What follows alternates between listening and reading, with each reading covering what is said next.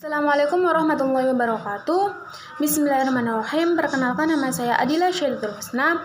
Di sini saya akan menjelaskan tentang pengetahuan baru yang saya peroleh dari buku Matinya Pendidikan, Redefinisi Nilai-nilai Sekolah, dari bab Tuhan yang bisa menolong, tepatnya di bab 4.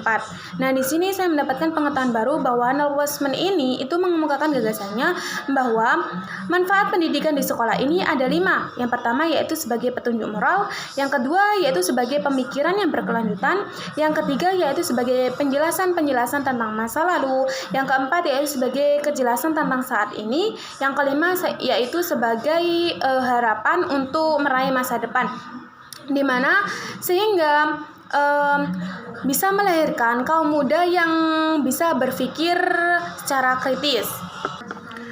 Di bab ini, Neil Postman juga mengemukakan gagasannya tentang sistem pendidikan di sekolah. Yang pertama yaitu menghapuskan praktik-praktik pendidikan tentang saling mempersaingkan keunggulan. Yang kedua yaitu setiap manusia ini pasti memiliki kesalahan. Nah, karena salah satu sifat dasar dari manusia yaitu berbuat salah. Nah, pada dasarnya Neil Postman ini juga mengharuskan adanya tujuan atau idealisme sekolah yang berorientasi pada ilmu pengetahuan yang dimutlakkan kebenarannya. Nah, salah satunya yaitu dengan berpikir kritis di sekolah, karena tidak ada yang tidak mutlak atau kebenaran akhir dari ilmu pengetahuan. Yang ketiga yaitu tentang pemberian kaum muda ilmu pengetahuan atau keinginan untuk berperan serta dalam pengalaman yang agung. Karena semua sudut pandang yang diperbolehkan yang akan membawa mereka pada pertanyaan-pertanyaan yang berbobot untuk memastikan bahwa mereka ini bisa mengetahui apa yang terjadi ketika argumentasi itu terhenti. Yang keempat yaitu mengajarkan anak tentang hukum keanekaragaman, di mana dalam hukum keanekaragaman ini itu kita bisa mempelajari kepada mereka bahwa di sini kita bukan untuk mengembangkan atau meningkatkan rasa kebanggaan diri, tetapi karena yang pertama yaitu untuk menunjukkan kreativitas kemanusiaan itu ternyata bergantung pada keragaman. Yang kedua yaitu kita bisa menyusun standar yang saat ini dianut oleh orang-orang yang beradab. Nah, yang kelima atau yang terakhir yaitu tentang kita ini adalah pencipta dunia dan penjalan kata-kata. Nah, di sini itu bisa menciptakan atau meningkatkan kecerdasan seseorang agar bisa menjadi makhluk yang toleran. Nah, sehingga kita bisa mengetahui bahwa manusia ini itu ada yang cerdas dan dungu, dan ada yang bermoral dan tak bermoral, dan ada juga yang toleran dan keras kepala. Nah, itu yang bisa menjadikan kita ini sebagai manusia. Oke, terima kasih. Mungkin itu saja. Wassalamualaikum warahmatullahi wabarakatuh. Empat ini adalah yang pertama, sekolah harus mengajarkan kepada kaum muda untuk menerima dunia sebagaimana adanya. Mengapa demikian? Karena dunia berisi berbagai macam hal yang akan terjadi. Maka dari itu, para pelajar atau anak-anak yang sedang bersekolah di sini diajarkan untuk mengetahui bagaimana ke depannya dunia, bagaimana mereka harus bisa mengatasi dunia tersebut, dan bagaimana cara menyikapinya. Dan poin yang kedua yaitu kaum muda harus diajari untuk menjadi pemikir-pemikir yang kritis. Mengapa? Karena berpikir kritis sangat dibutuhkan. Dari yang mulanya berpikiran secara sederhana, mereka diajari bagaimana, mengapa, dan apa yang harus dilakukan ke depannya. Mereka diajari untuk berpikir kritis dalam kehidupan ini. Manfaat pendidikan di sekolah. Yang pertama, menurut Neil Postman terdapat 5 narasi, yaitu petunjuk moral, karena pendidikan di sini akan membawa seorang kepada tingkatan moral. Seorang tidak akan menjadi sesuatu hal yang lebih berguna dan bermanfaat tanpa moral, karena moral sendiri akan membawa bagaimana ke depan seseorang dalam bersikap. Dan yang kedua yaitu pemikiran yang berkelanjutan. Jadi di sini pendidikan itu diharapkan agar bisa membawa seorang dalam berpikir ke depannya. Yang ketiga, penjelasan-penjelasan tentang masa lalu. Nah, dari suatu hal masa lalu atau sejarah seseorang akan belajar.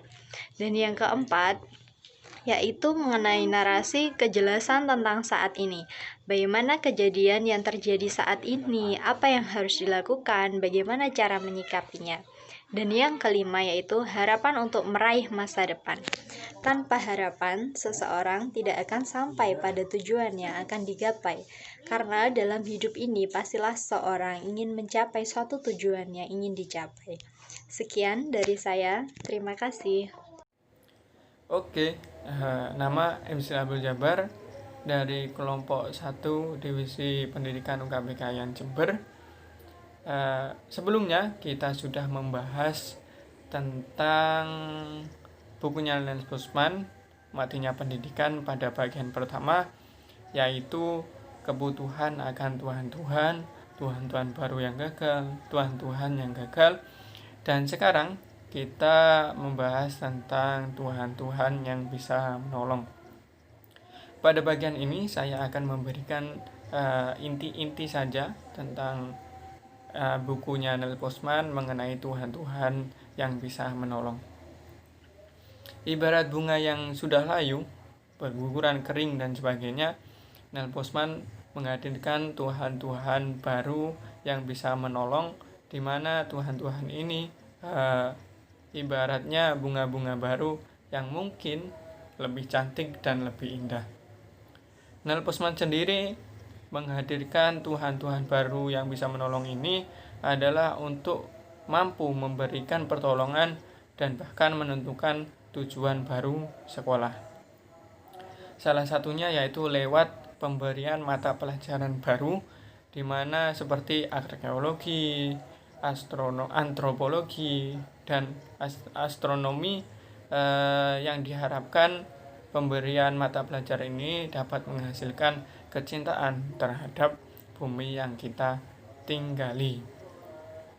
Lebih lanjut lagi, bahwasanya Nels Postman ini mengajarkan sekolah-sekolah membiasakan murid-muridnya belajar dari kesalahan masa lalu.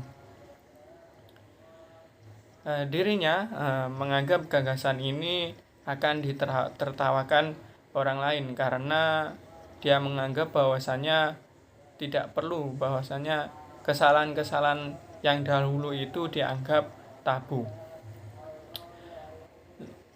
Lebih baik murid dijejali dengan beragam fakta atau persoalan yang pernah dialami umat manusia. Kemudian mencari kekurangan dan kesalahannya. Yang harapannya dari Nels Postman ini adalah untuk perbaikan di masa depannya. Dan juga lebih lanjut lagi adalah metode ini diharapkan menjadi atau membuat murid berpikir lebih kritis dan lebih peka terhadap reaksi sosial. Seperti itu. Selain itu, poin pentingnya adalah sekolah-sekolah juga dapat merumuskan pelajaran tentang bahasa dan kata-kata. Sangat penting baginya bahasanya rumusan terhadap kata-kata dan bahasa ini. Dia anggap manusia itu terhadap dunia ciptaannya itu harus berdefinisi, mempertanyakan dari penggunaan kata-kata. Namun sekolah-sekolah membatasi pelajaran bahasa pada tata penggunaannya, penyusunan kalimat, dan sebagainya. Nels Postman sendiri memandang bahasa atau realitas sebaliknya terhubung atau sebab peristiwa manusia selanjutnya akan dilukiskan dengan kata-kata. Karena kata-kata tersebut bisa sebagai penolong yang dapat menghindarkan sekolah dari kematian, seperti itu. Mungkin cukup sekian yang bisa saya sampaikan. Kurang lebihnya mohon maaf. Wassalamualaikum warahmatullahi wabarakatuh.